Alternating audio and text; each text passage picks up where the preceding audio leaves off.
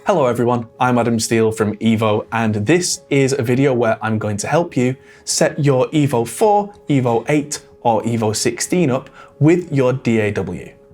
Today, we're going to be covering Logic Pro. First things first, we're going to want to plug in our interface. If it's an EVO 4 or EVO 8, we're going to want to plug the USB-C connection straight into our Mac or PC. If we're using a Mac, it's likely going to be a USB-C to C cable. If it's a PC, it's likely to be a USB-C to A cable. Both work exactly the same, provide exactly the same sound quality, it just depends which end works with your machine. Next, we're going to look at drivers. Whilst it is true that many Macs and PCs will work to some extent with an EVO interface without any extra software, we highly recommend that you get the drivers from the EVO website. These will give you the best functionality, the most performance with your DAW, and the best overall experience. So head to evo.audio in your browser. So here we are at the evo.audio website, and we're going to go to the top to Products and select the audio interface from here that is exactly the one that you own. In my case here, it's the EVO 4. Head down the page a little bit and we will see a Downloads tab. Give this a click. And we bring up a page with the documents, including the manuals if you want to read in detail, and also the drivers at the bottom of the page for Mac and Windows. Select the one that is relevant to you, get that downloaded and install that on your computer, and I'll see you back here shortly. Once the EVO app is installed on your computer, you will now have this running in the top right corner on macOS and in the bottom right on Windows with the letter E.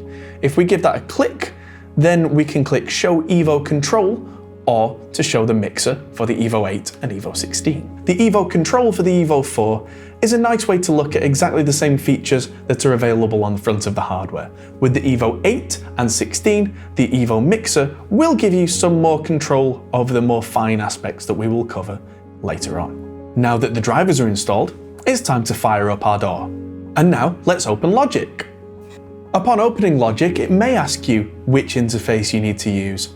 If it doesn't, then we go to Logic Pro at the top and Preferences and Audio. In this menu, we need to make sure that Core Audio is enabled and then choose an output device. In this case, we're going to choose EVO 4, although that would be 8 or 16 respectively. And then we're going to talk about I/O buffer size. Buffer size is related to latency. If we needed a far more quick turnaround so that there's no delay in the headphones or on the speakers, say you're doing a singer's live performance and they want EQ and compression through the software, we can manage how much of that delay there is until it's almost imperceptible with something like a 128 or even 64 sample latency, and that can be much better for the performer. However, once you get a very busy mix going with many tracks, that might cause the machine, Mac or PC, to start stuttering and popping and clicking or having dropouts of any kind.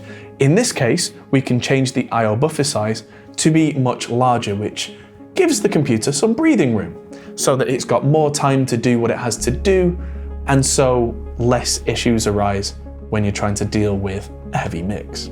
The other thing that you may want to change at this point is sample rate and bit depth, and that for Logic is a per project setting. So this needs to be set for every project that you work on, although it does persist in between projects if you never need to change it. We're going to go to File and Project Settings and General. We're going to go over to the Audio tab at the top here, and we can look at sample rate. The sample rate I've set to 48 kilohertz. 48 kilohertz is generally accepted as used with film. 44.1 is generally accepted as used if you're going to be working on a CD. If you're not sure which one you need to use, have a look around, ask some people. You may find that it doesn't really matter, or that whatever's most important to you, it's a very personal thing.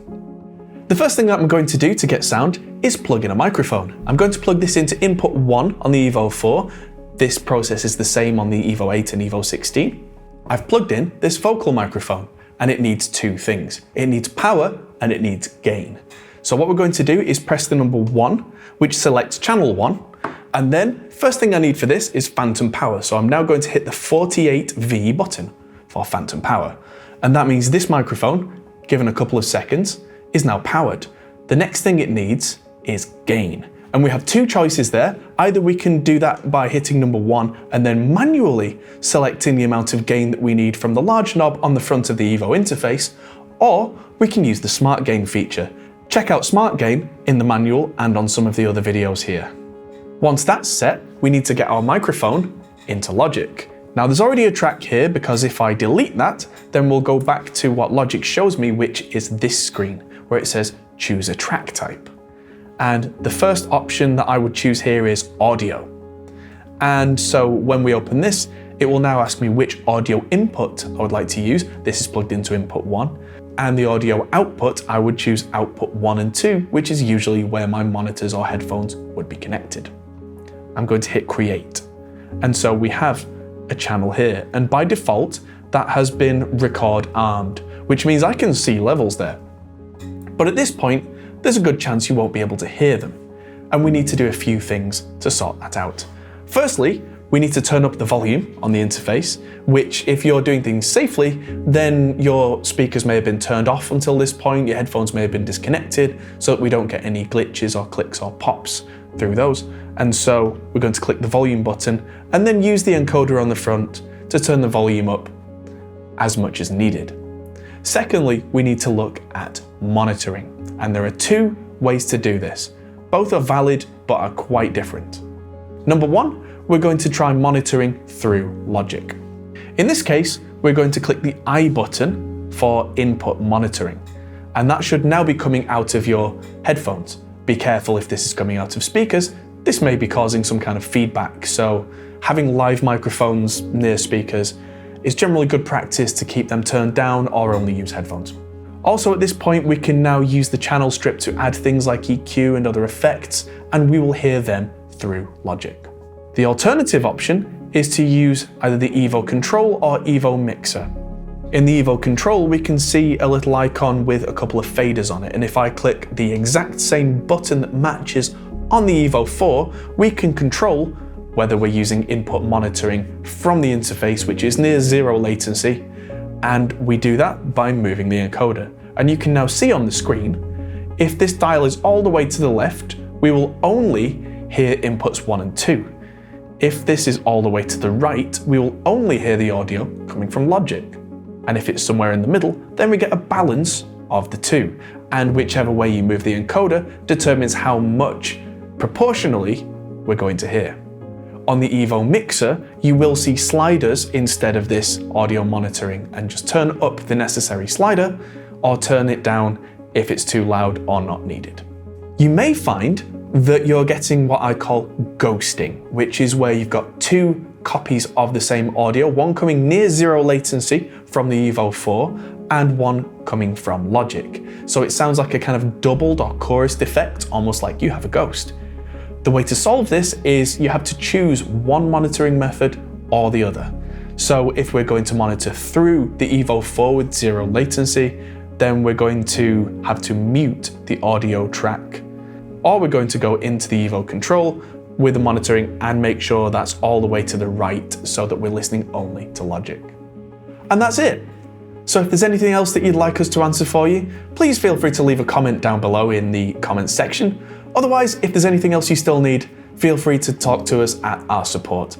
Thanks everybody for watching, good luck and have fun, and we'll see you soon.